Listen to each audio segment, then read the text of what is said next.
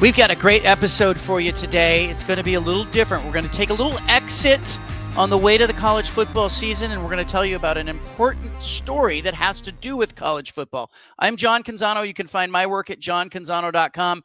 He's Jon Wilner. Find him at wilnerhotline.com. Wilner, what are we doing today?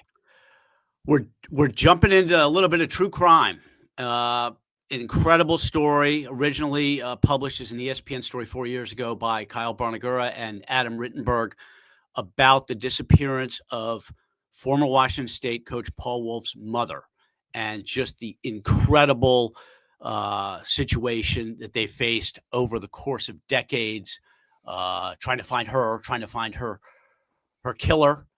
And we've got Kyle Bonagura, who I've known for a long time.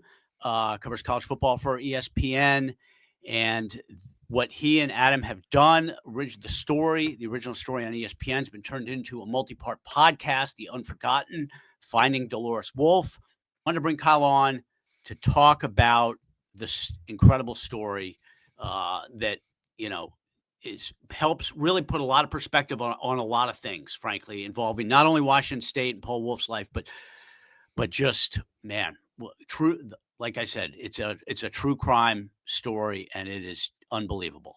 I am fascinated by that true crime genre. I get sucked down that rabbit hole. You watch true crime shows? I can't help it. I want to know. I want the resolution. I want to know what happens. I don't care if it's, just one episode of Keith Morrison telling us what happened in some neighborhood that looks just like ours, or if it's a longer series. I've been, I love true crime and I love college football, and this really marries the two together. And so without further ado, let's bring on our guest, Kyle Bonagura, who did a fantastic job along with Adam Rittenberg telling this story.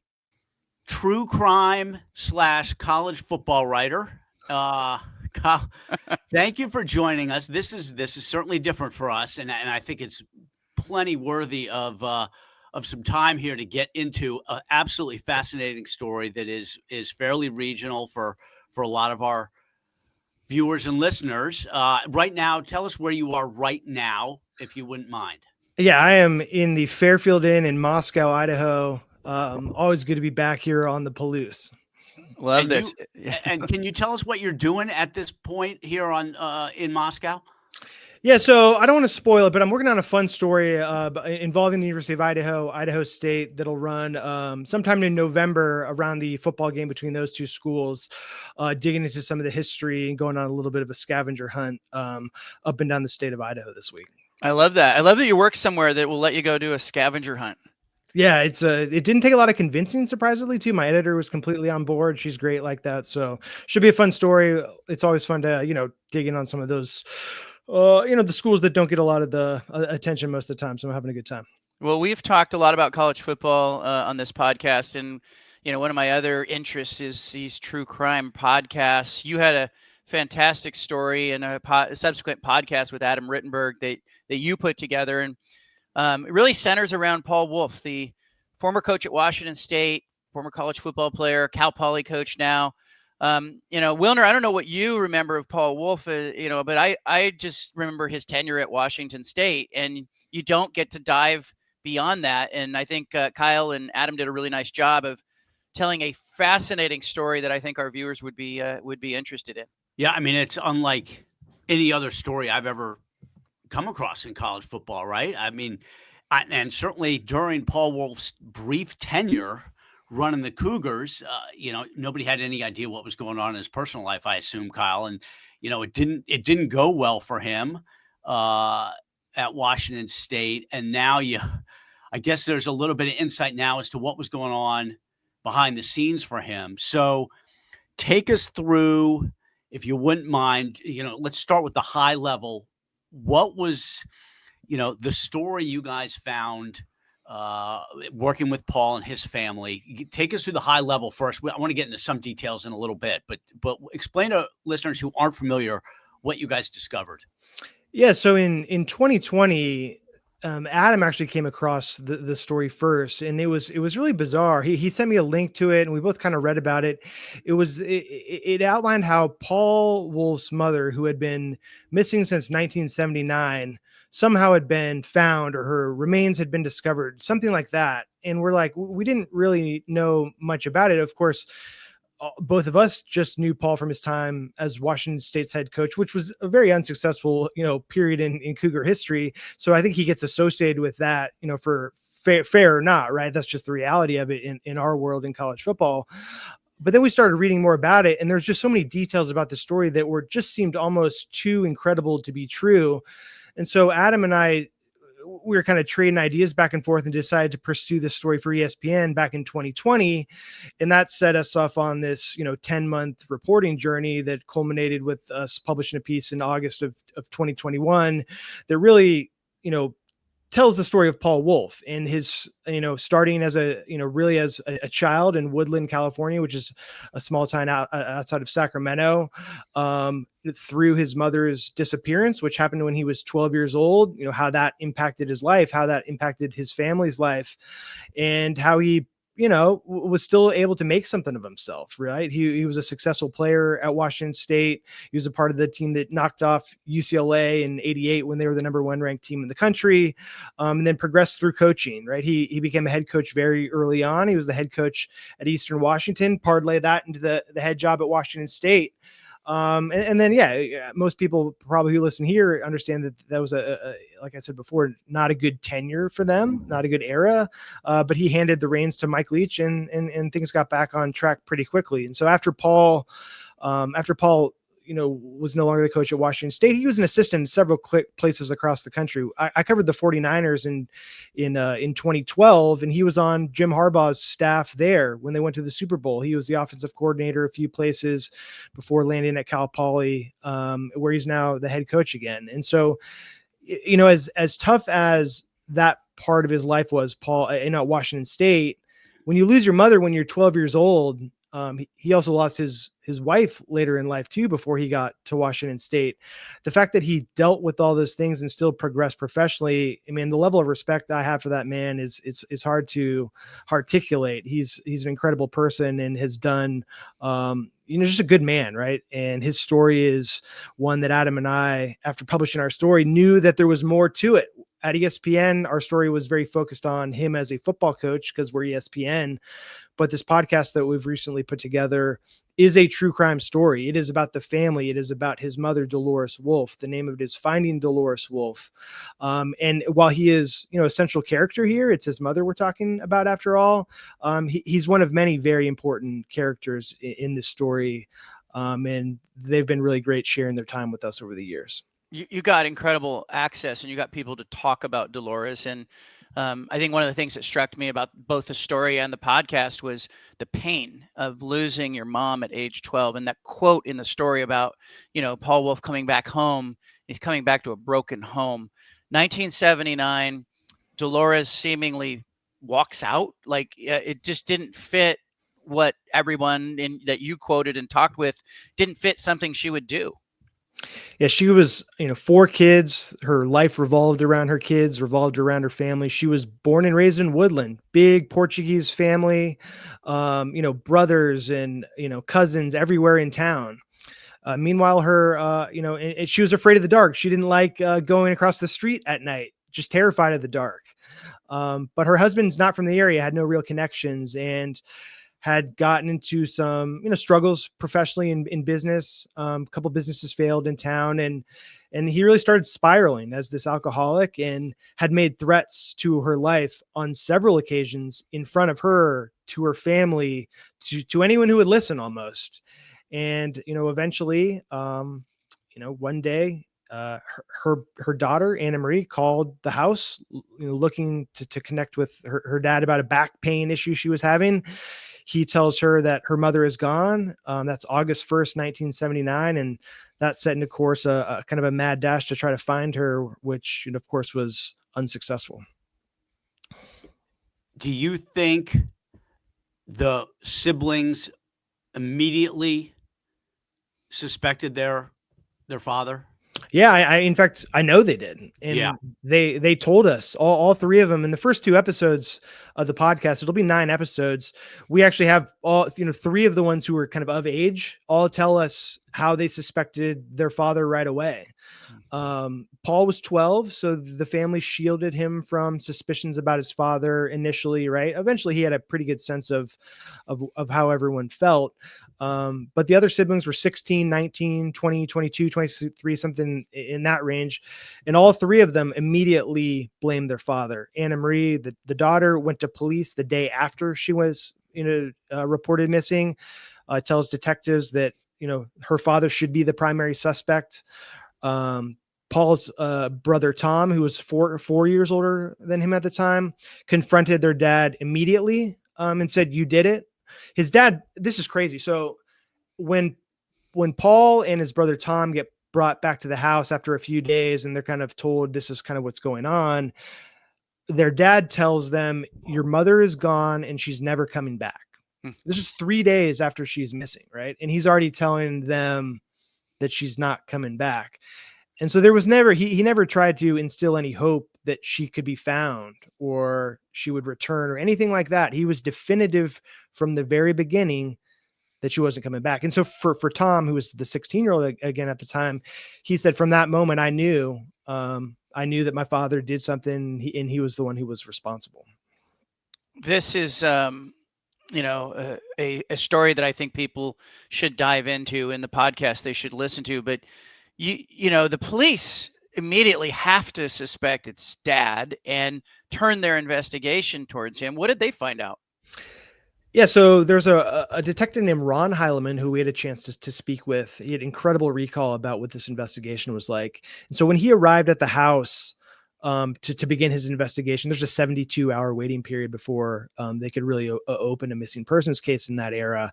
He found a few things. There was, it's particularly in the trunk of a car where he found what he thought were 4, streaks where it looked like fingerprints were under the trunk of the car. There was a blanket that had blood stains in it. There was, and when he lifted the blanket up, there was also an earring that fell into the car. At the time, you couldn't test for DNA, right? So they were able to determine that the blood on that blanket was Dolores's blood type, but it couldn't be tied back to her specifically. So the investigation was limited by technology at the time. I think if this had happened in this era, it would have played out much differently. Carl would have probably been convicted eventually of murder. But in this case, they just didn't, without a body, without, direct evidence that was, there was no wiggle room, I guess. He probably would have been arrested much earlier. And this isn't a spoiler by any means, but eventually he was arrested. It took 6 years to do that, which was certainly a misstep by the district attorney because eventually a judge ruled that Carl, the husband's right to a speedy trial had been violated. It wasn't anything about the evidence or whether he did it or didn't do it. They just said, look, he waited 6 years. That's a violation of his constitutional right. And he walked. Police were hoping eventually that they would find a body. And at that point it would end any, any defense that she had walked off. You wouldn't be able to play that card. And it was just ultimately a strategy that backfired. So this is a cold case, correct? Absolutely. Yeah. What can you what is your sense for how much this affected Wulff as he is moving through the coaching ranks? And could you put it in context with what happened to his wife who passed, right? She passed away. That was before he took over at Washington State, right? He replaced he's between Bill Doba and Mike Leach, correct? That's right. So, yeah. Okay. So can you put into context Sure. what is going on in his personal life as he is taking over his alma mater in what, the mid 2000s? Yeah. So I think I don't think it's something that was necessarily something that he was like constantly on his mind by this point in his life. Right. He had lived with it since he was a child by the time he had taken over at Washington State. So at that point it was certainly, something, a part of his experience, but wasn't a daily thought, right? But what I think the impact it had on him was it really kind of shaped the perspective you could have, how you can relate to kids. And I talked with Paul about this a number of times over the years, that look, when you go through this sort of trauma as a child, look, when you're coaching kids who have their own issues you're dealing with, it's very easy for him to be understanding of personal situations and be empathetic to things that his players and staff members or whoever else who are, around the program are dealing with. And so I think you have you talk to most players that have played for him, the players love Paul Wulff, right? The wins and losses have been what they were, but players have a lot of good things to say about the person he is. And I think like beyond that, after his mother went missing, he ends up moving in with his aunt and uncle. His uncle, he called him Uncle Slick, was his nickname. He's this incredible guy. Episode 4 delves into him really in depth. And what was unique about him to tie it back to football and coaching was that he was really involved in the community and coached a lot of youth sports, was a really successful athlete back in the day, but coached thousands of athletes in the Davis Woodland area over, many decades. And Paul grew up in that environment from 12 on. Right. And so he really credits his Uncle Slick for being the person who turned him on to coaching in the first place and how that could be a career path for him. So if not for that atmosphere that he was brought up in, he doesn't end up a coach at all. And then with his wife, it's incredible that one man has had to deal with 2 traumatic events like this. His wife dies young. His mother is taken from him when he's 12. Any of it, like most people don't have to deal with anything like that in their entire life. Right. And so for him to go through both of that before taking on the WSU job, I mean, any sort of negative feedback that he got from, losing football games, I'm sure was tough, right? He took it very seriously and it was very important, but at the same time, there's a perspective that I think he has that makes him a little bit more equipped to handle some of that criticism that came his way. He loses not only a mother, he loses a father in that because with this immediate, and he's fortunate to get, Uncle Slick, who comes into the picture. Love the episode where you get into Uncle Slick because he does what a lot of us think we would do. He starts to consider taking matters into his own hands. You got him to talk very candidly. You got a bunch of people to talk candidly about, how they were feeling and how raw the emotion was. But Uncle Slick talks about wanting to take him into the woods, take, the accused into the woods with a gun and do what law enforcement won't do, hold him accountable. And I was going to put a gun to his head, shotgun or whatever, and say, well, you got 2 choices, Wolf. You can tell me or the police tomorrow where she's at, or I can blow your head off. And I assumed that he would choose the second one there. I mean, the first one. Not wanting to have his head blown off. It was the craziest interview I've ever conducted. Adam and I are doing it. First of all, this is in the middle of COVID when we interviewed Uncle Slick. So and this man was in his 80s, not in great health, in a senior living facility. So you're kind of weighing COVID restrictions with an elderly person. But he also can't hear very well. So we went in with, and this is this was before the podcast was realistic. We still got microphones and podcast recording equipment because we knew that there was some potential here. And also he needed the microphones and headphones just to be able to hear. We walked through everything with him, his relationship with his sister. They were very close. His, what happened when she went missing and his relationship with Paul, all of those things. We'll get into them, but he also got into his military service with us. This is a guy who was a covert operator in the late 50s in Vietnam before the war had really broken out. Right. So he told us some incredible stories about being a covert operator, getting dropped into the jungle from, however many 1,000 feet up, parachuting in with wire to execute, enemy leaders and then getting extracted after the fact. There's some really graphic, brutal stories that he shared with us. And something that stuck with me was that to commit these types of acts in the jungles of Vietnam as a 19, 20-year-old, he had to kind of convince himself to get in the place where he's mentally able to do this, that these were people that were causing harm to his mother and his sister. Right. That's what he needed to be able to justify some really brutal acts. And then he gets back home, this is, 20 years later or so. And then what he had kind of feared to be able to commit these acts actually happens. His sister, he's as close to as anyone in the world, goes missing. He knows who's responsible for her disappearance, and then he has to make a choice, right? How to act. He was a very religious man and believed what he did during the war. He was going to be judged for that at the end, regardless. So there wasn't really a moral hurdle for him to clear had he, got his revenge on his brother-in-law. Instead, he didn't. He goes the opposite way. He spares him, instead raises Paul and Tom from that point forward.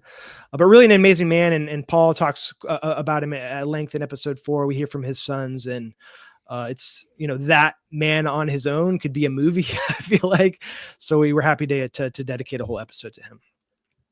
How did the case, get solved from the perspective of finding her body? Yeah, so the ESPN article is out, so I don't mind getting into like what how it gets tied up a little bit. I think the beauty of this story is like every step along the way is incredible, and there's like a lot of really good storytellers who put you there and make you feel like you're immersed in the story in a way that reading it doesn't really quite do. So 41 years later, a detective in Benicia, California, which is about an hour away from Woodland, it's right on the San Francisco Bay. He gets a notification from an organization called the Doe Network, which is this volunteer network that their sole purpose is to, assign identities to Jane and John Doe victims, right? They're trying to put give the nameless their names back is kind of their motto. And so they had a theory that there was this woman who had gone missing in Modesto in the early 80s or late 70s rather. Maybe it was this Jane Doe 16 who had been found in Benicia in September of 1979. And so this detective, his name is Kenny Hart. He was near the end of his career and he took interest in the case and starts running out every lead he can get. And one thing led to another. Long story short, is able to do determines that woman was not it, but then broaden the search, eventually landed on Delores Wulff as a possibility, works with the Yolo County Sheriff's Department, which gets a DNA sample from Paul.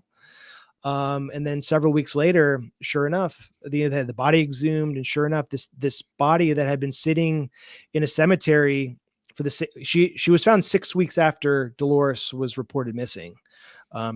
It was her, and the family's reaction was mixed. They were happy, of course, to have some finality here. There's a resolution. Her body is buried next to her parents in a cemetery in Woodland, proper burial. There was a celebration of life. Adam and I were there back in 2021, but it also begs a lot of questions. Like, she was found just 6 weeks after she went missing in a county that's adjacent to Yolo County. Why did it take so long? So there was quite a bit of anger too from the family about the 4-decade wait. Had Delores had been properly identified immediately after she went missing, probably her husband is convicted of murder. And so he walked free for the rest of his life as a result of them not being able to make this connection. And again, this isn't these aren't spoilers for the podcast, but because you get to hear all the steps the detectives made to go through this and the anger. There was also a couple other people who solved the case before Kenny did. I'll leave that one for the podcast. And they submitted those. They tried to let law enforcement know that they think they had solved the case. 2 people, in fact, did this.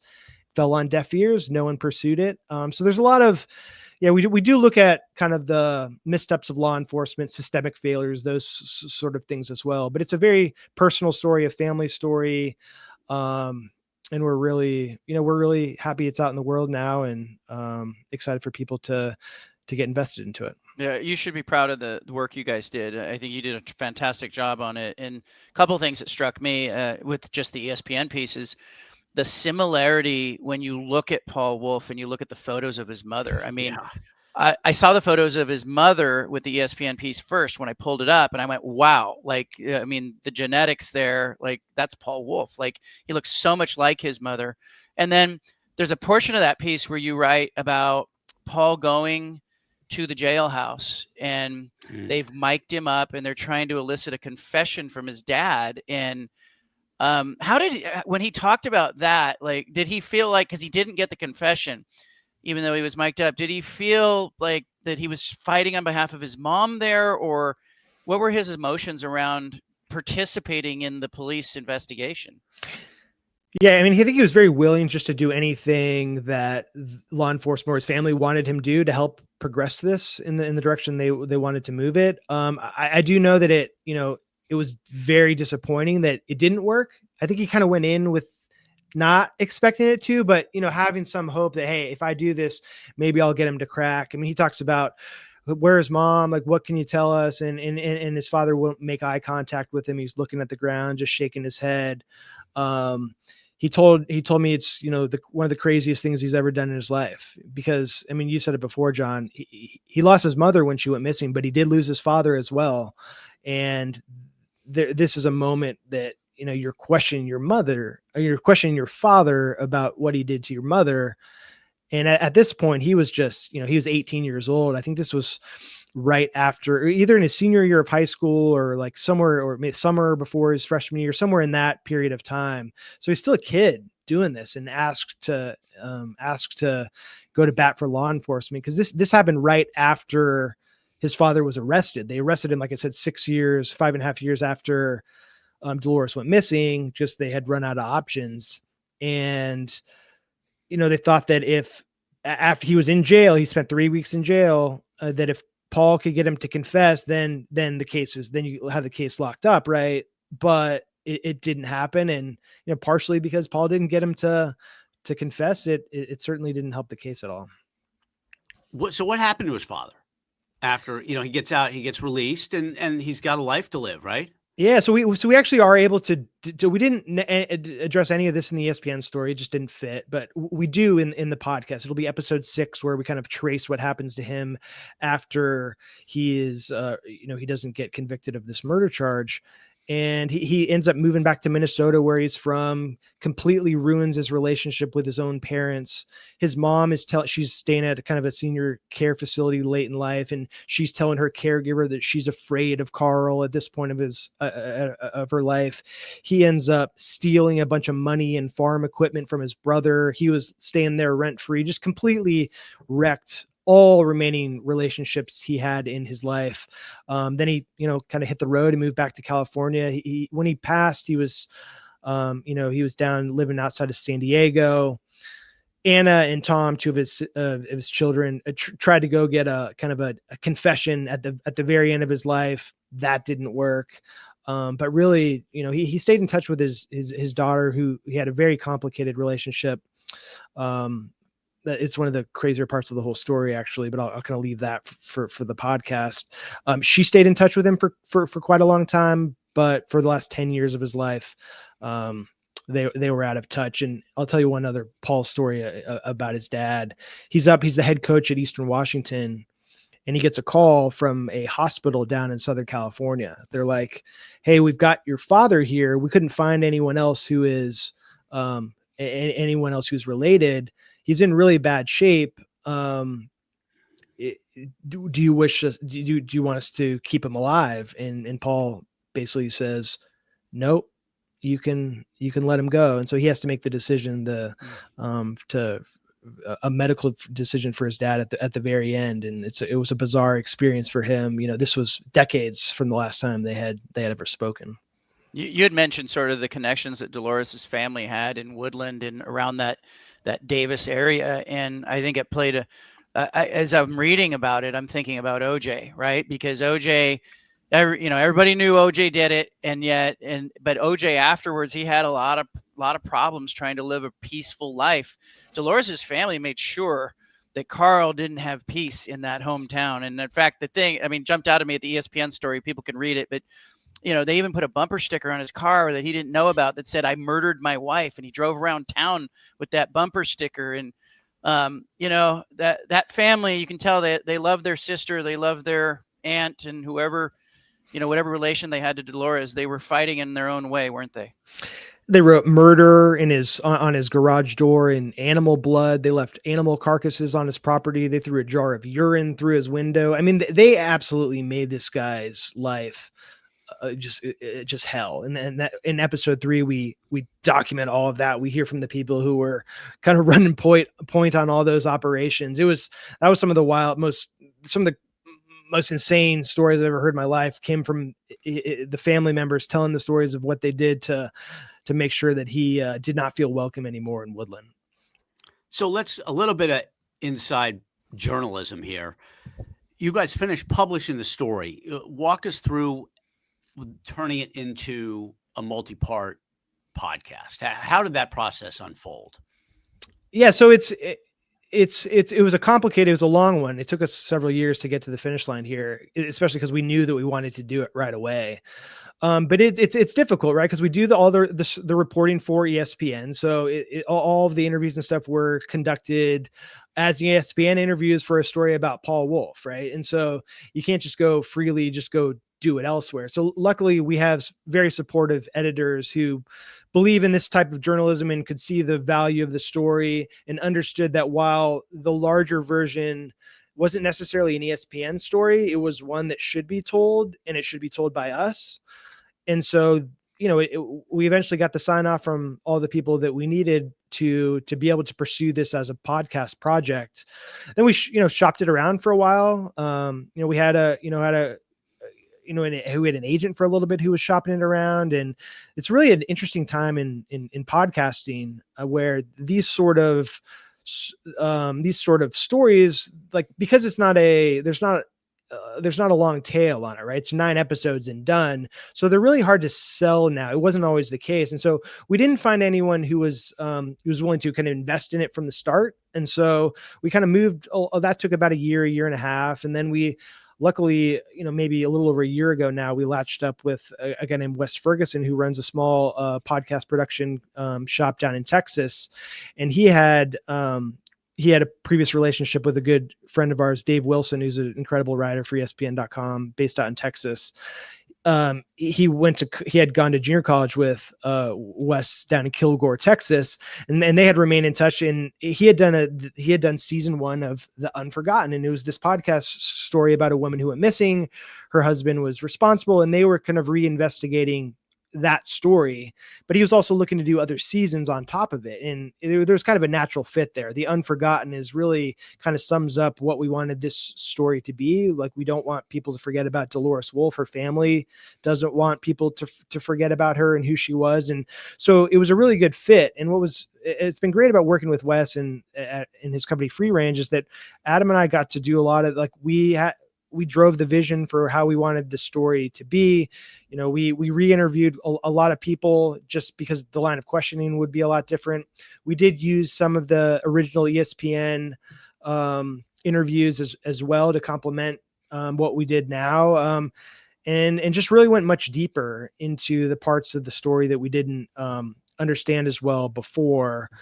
And then just as far as, putting this together, very new experience. I mean, writing for a podcast is much different than writing a story for print, right? Or for online now.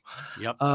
And using the audio in a way that's impactful, working on sound design. We have an audio engineer who's really talented, but, we're giving him notes on what we feel like the appropriate, sound should be at different parts to highlight what we feel like the mood should be, or to, indicate this is an important part or a sad part or a happy part. Right. So there's a lot of considerations you take into account when putting together a story like this to make sure it feels immersive and people want to keep listening. So it's been a really cool experience. I'm glad I've got to do it. It's something hopefully I'll get to do more of these in the future, because I think just as a storytelling platform, I think it's a really impactful way to tell a story. There's an investigative element to what you guys did, and there's a human interest element to what you did. And I do the human interest stories, particularly when it involves tragedy. I always feel an incredible drive to get things right. And I think about the family members or a family member reading what I'm writing. When you're doing this as a podcast, are you thinking about the duty you have to Delores? Or are you thinking about Paul Wulff? Are you thinking about their family? Who are you thinking is on the receiving end of this podcast as you guys are formulating it? Yeah, it's interesting you asked that, because I've really thought a lot about that during the process, and particularly as they've been released too, because it's a balancing act. It's you're ultimately you're telling a story that you want people to listen to, right? So you have to serve that audience, but it's a deeply personal story that you don't want to you don't want to make it sound so salacious just for, to get people interested, right? You want it to be an honest reflection of what happened. You want to get into sensitive moments, but you don't want to intrude on an individual's privacy if they don't want to go there, right? And so you're kind of towing that line throughout the whole process. I think the best example of that was episode 2. Anna Wulff gets into some of her, her father sexually abused her as a young girl, and how do you tell that story in order to make sure that you have as honest a depiction of what happened, so everyone has the context of the story, but don't tread too deeply to where she feels uncomfortable. And that's you don't have to do a lot of that when you're covering college football. I mean, you do get into features where there's touchy subjects, but yeah, you want to be as sensitive as possible, because ultimately, look, it's a family story that you want to tell this family's story, but you don't want them to be, you want them to like it at the same time, right? That you want them to appreciate it and feel that it's a accurate depiction of everything that happened. So it's tough. I mean, you guys have done it, what it's like to tread on those lines. So, but in a podcast, it does feel a little bit different because you are hearing from people, right? You're hearing the voice. And so it just hits a little bit differently. People can hear the conversations you're having with the subjects and kind of hear some of the questions you're asking and how your kind of tone of voice as you're kind of, entering some of this territory. But I think it's been a good professional challenge for both Adam and myself. And I think, and again, I think we did a good job of staying true to the correct principles, telling an engaging story, but doing, honoring the family appropriately. So where do you think Wulff is with all this? Is he at peace at all with what happened? Is he still torn apart because his dad wasn't brought to justice? Where do you think he is? Yeah, so I think, and all the family members are in different places, which is really interesting. But for Paul, because he was so young too, right? So remember, like when he was 12, it hits you different than someone who was 21, because the way you dealt with it in the moment is different. Yep. And so for Paul, I know that there was a level of closure that came with this, kind of like there was like a peacefulness that came knowing that his mother has a final resting place, that you can go visit her. When we were reporting the story initially, I found an old Super 8 film cartridge and got that converted to digital video. It was this anniversary party. It's a scene that we use in the story. The video is actually on the ESPN story. Paul, when I shared it to Paul, it was actually the first time in his life that he had ever seen video of his mother. He had never gone back and looked at any of those old Super 8 films. Like, he just never got them converted, right? Yep. Just didn't happen. So I know that hit him, being able to see her. And then the other part that hit him really hard was when the cemetery was going to be moving her remains from where it was in Vallejo up to Woodland, and they were referring to the remains as your mother, right? So imagine I'm you talking to Paul. I'm saying, Paul, we're going to move your mom up to Woodland, and for him it was like just hearing her referred to as an act, like that she exists, right? Yeah. That she's not a memory, that there's a physical representation of her, was something that was emotional for him. And then after it happened, it also allowed him to really talk about his mom a lot more with his own kids, and they became much more familiar with her and her personality. So there was a level of connection that was reignited through all of this. I think there's also, it probably brings some bad memories as well, right? Some anger that she didn't get to be a grandmother. She didn't get to know her grandchildren and didn't get to experience that part of her life. And that part is brought to the surface probably more than if nothing had happened. Like, those memories would have been suppressed a lot more. So you do have to face, you deal with both sides of it, right? And I know that all the family is, forever grateful to Kenny Hart, the detective who made the discovery. They're all glad this happened. There wasn't anyone who was like, I wish we just never knew. Everyone is happy with the end result, and dealing with all of the, the emotion that has come with it. Well, you guys did a great job. We will we'll link the ESPN story in the notes of this video cast and podcast, and also a link to the actual podcast itself. I encourage you to check it out. Kyle, terrific work, man. I don't think I'll think of Paul Wulff the same again without thinking about Delores and thinking about his mom. Yeah, thanks, guys. I really appreciate you having me on to discuss this. It's a little bit different, but I do think it's for college football fans. Like I think it's good to have this background on a coach who went through a lot. It's certainly like you, John. My perspective of Paul has been changed over the last few years, and beyond that, I just think it's an interesting story, and one that I think people will find is time well spent listening to. Let us know when you figure out who's going to play Rittenberg in the major motion picture. Let us know. I'll have to get to the drawing board to figure that out. Someone very good looking. I'm sure. Looking forward to seeing what's going on in Idaho. By the way, we'll stay tuned on that front as well. Yeah, we'll circle back at the end of November. I hope it's lighter fare. Whatever. Absolutely, much more whimsical and light for sure. All right. Have well, fun thanks, at the Corner Kyle. Club, man. Right. Thank you. Thanks, guys. I'll see you. Thanks for joining us. Okay, Wilner. Ooh. Let's unpack this, man. Look, again, we're going to put the links in the notes if you want to check it out. But really important story. It reminds us. I mean, it really humanized Paul Wulff. It really it did a lot for me in helping me understand who he is as a coach and where he ends up. And if it's not for Uncle Slick, he's not a football coach. He's not. That such an important person in his life. Yeah, and it just.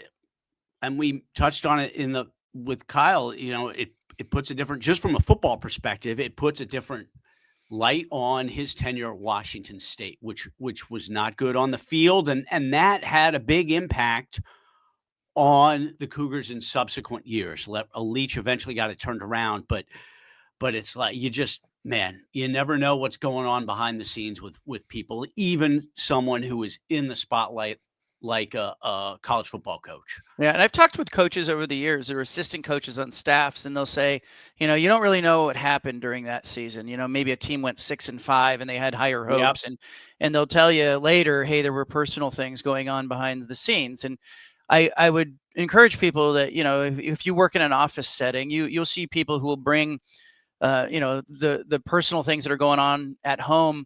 They bring them to work, and they bring work problems home, and these are still people that we're talking about ultimately always, but they did a great job with the podcast, did a great job with the original story. And, and again, we're getting ready for college football. We're going to dive into all the college football. We got big guests coming down the pipeline, but we felt like this was a good episode to kind of take a little bit of an exit on that freeway and just stop for a second and examine a really good story and an interesting story. Yep, for sure. I encourage everyone to read the ESPN story, to listen to the podcast, The Unforgotten, the story of Delores Wulff, and we will certainly be back next week with a deep dive into football, right? I mean, the season is starting very soon, and we will be all in on the football front next week. I am Jon Wilner, WilnerHotline.com. He is John Canzano at JohnCanzano.com. You ready for the season? I'm ready. Let's do it. All righty. Thanks, everybody.